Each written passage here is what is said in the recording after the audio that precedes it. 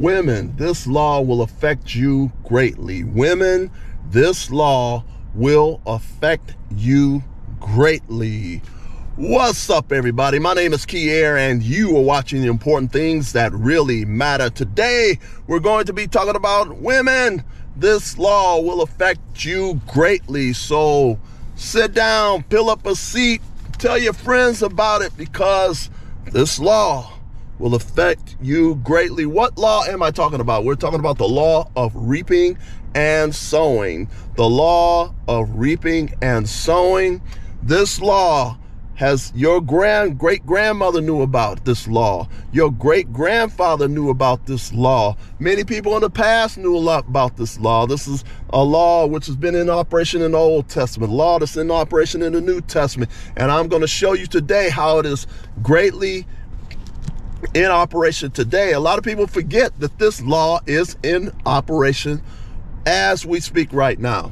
And if more people were more aware that this law is in operation, more people would treat people properly like they're supposed to. Instead of trying to finesse people out of money, try to scam people out of money, or try to do people wrong. What this law, which is the law of reaping and sowing, means is this: that whatever you do to another person or a group of people, whatever you do to them will come back to you. If you do good to a person, or if you do good to a group of people, that will come back to you. But also too, if you do evil to another person, if you do evil to a group of people, that will come back to you too. It can come back to you any number of ways. Number one, it can come back to you in terms of the same exact thing that you did to a person could come back to you just the way you did it to another person. Or it can come back to you like that, and sickness and disease and financial problems. All of these things can come back to you in all of these different ways. And some people right now are wondering why things are not working out with their life. Many people are wondering why things are not working in their life, why they got so much confusion in their life. And if you look back, you look at a person's history or so, that person may be a person that's keeping up a bunch of confusion in other people's lives, and now they got a bunch of confusion in their life. So let me tell you about this law that's in operation, and what happened to a particular friend of mine and what happened to this woman. And so what ended up happening was I went to a Big Ten university, all right? And so I ran to this guy that I went to school with. We actually lived in the same dormitory at this Big Ten university. And so years later, him and I ran into each other. We ended up going to the same church. We went to the same large mega church. So anyway, I happened to see him, and he tells me that he has been seeing this woman that also used to go up to the same university that we went to. So I'm like, who is this that you say that you're now seeing?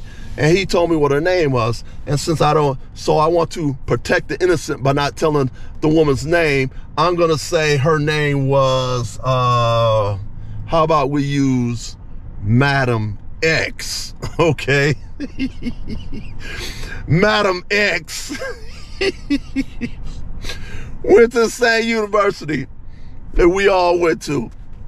And Madam X was a very attractive woman.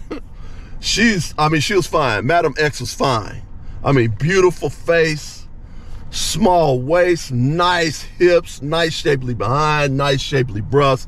I mean, beautiful woman, okay? Beautiful. And so a friend of mine said he was seeing her, and I'm like, so you're seeing Madam X? Yeah. I'm like, man, you better leave that woman alone. He's like, what do you mean? I'm like, dude, I'm trying to tell you, you better leave that woman alone. So why should I leave her alone? I said, dude, your girl used to date my boy up at the university, you know, and a buddy of mine who was at university, him and I, we both were in engineering, and we both had classes in the engineering school, okay? And so I was trying to tell him, I'm like, listen, man, she screwed around on him left and right. She supposedly had a boyfriend at another university and him. And at the university where we were at, she was screwing around with some football players and basketball players too. I mean, so basically in a nutshell, this woman gets around, or was getting around, probably still getting around. So I was trying to tell the man, I was like, dude, leave that woman alone. I don't care how good she look. I don't care how fine she is, how built she is. Leave her alone.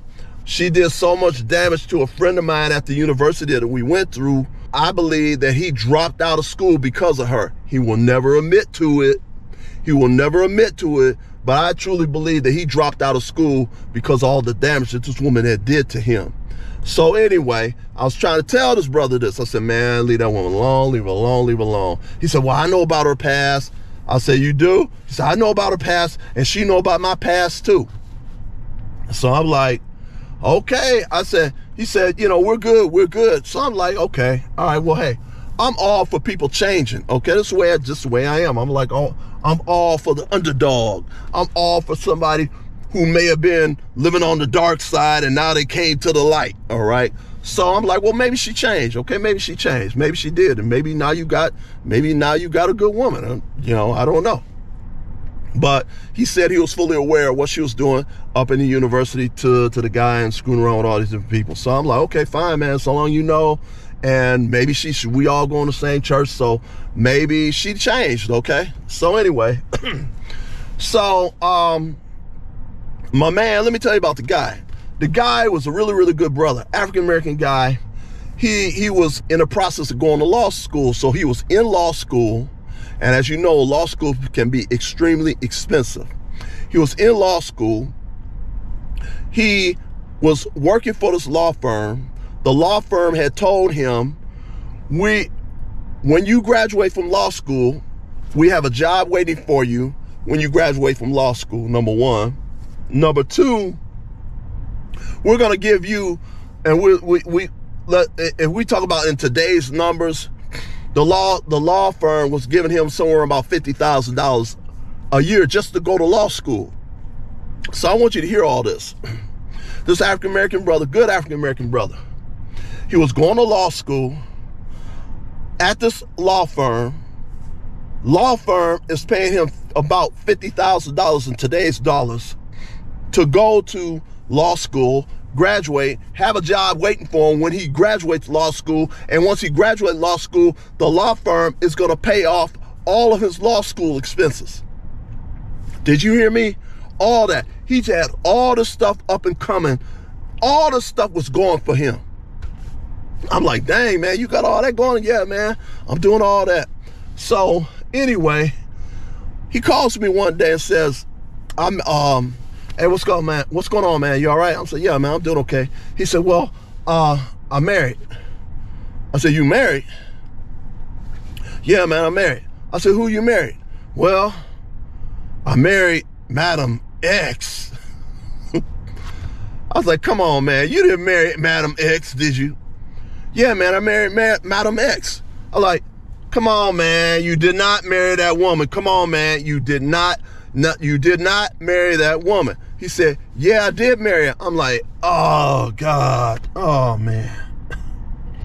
No, you did not marry that woman. And at the time, I wasn't thinking. I'm talking about this man's wife now. And so my man's like, oh, man, just pray for me, man. Pray for me. I'm like, okay, man. I mean, hey, maybe she changed, man. Maybe she changed. Okay, so, hey, who am I to say? Maybe she did change. So, okay, cool, great. So I said, okay, well, where's she at? I mean, congratulations. Okay, you got married and everything. Congratulations. I'm happy for you. Okay, so she's like, well, she's on the other side of the United States. I'm like, dude, why is your brand new wife going to school on the other side of the United States? He said, well, really couldn't give me no answer. I was like, dude, you got law schools here in Michigan.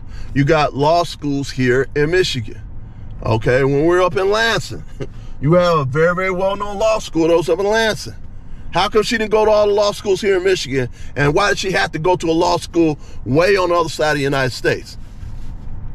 Really couldn't answer that question for me. So anyway, remember I was telling you, this man had all this stuff going for him. He's worked for this law firm paying him $50,000 just to go to school to get his law school degree. After he graduates, they have a job for him, and then they're gonna pay all his law school off, which can be thousands upon thousands of dollars, okay? This man had all this stuff going for him. I mean, he's doing good, up and coming everything, okay? And I'm like, man, brother, this woman destroyed all of that. Did you hear what I just said? This woman, Madam X, destroyed all of that about this brother. I mean, he quit the law firm, dropped out of law school, went to go be with his wife on the other side of the United States. He sits up here and tells me, before he left, somebody called him and say, don't come out here. I'm like, man, that sounds like whatever guy she's screwing around with out there, telling you don't come out here. You just married her. That man dropped all of that stuff that was going for him and went to go be with his wife. He gets out there to the other side of the United States, find out his wife screwing around with everybody. I'm like, man, I tried to tell you, man. I tried to tell you. He called me later on, man, you the only one that told me. You the only one that told me, man. This woman completely destroyed this man's career. Do you hear what I'm saying?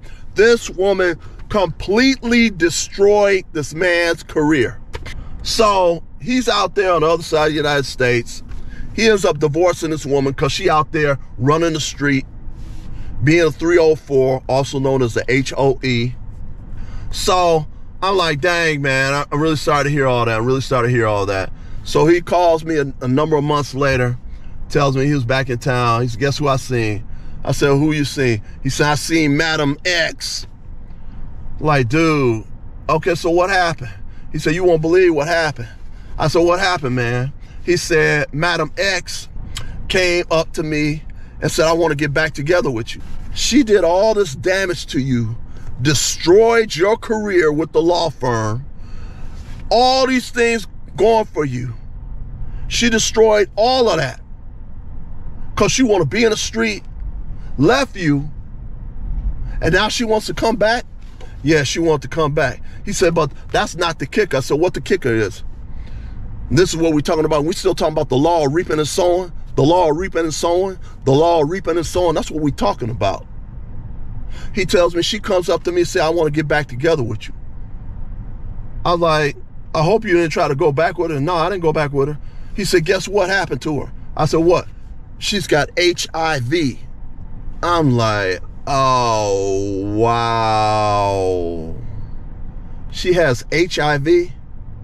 See, this is what we're talking about, the law of reaping and sowing. She destroyed this man's career. She was out on the street.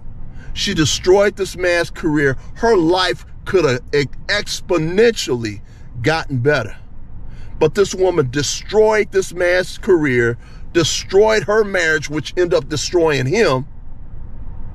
And now she tries to come back to him with HIV. So as we're talking right now, this woman may not even be alive. Do you hear what I'm saying? As we're talking right now, this woman may not be alive. And this is a classic example of the law of reaping and sowing in operation. Please like, please share, please subscribe, and peace.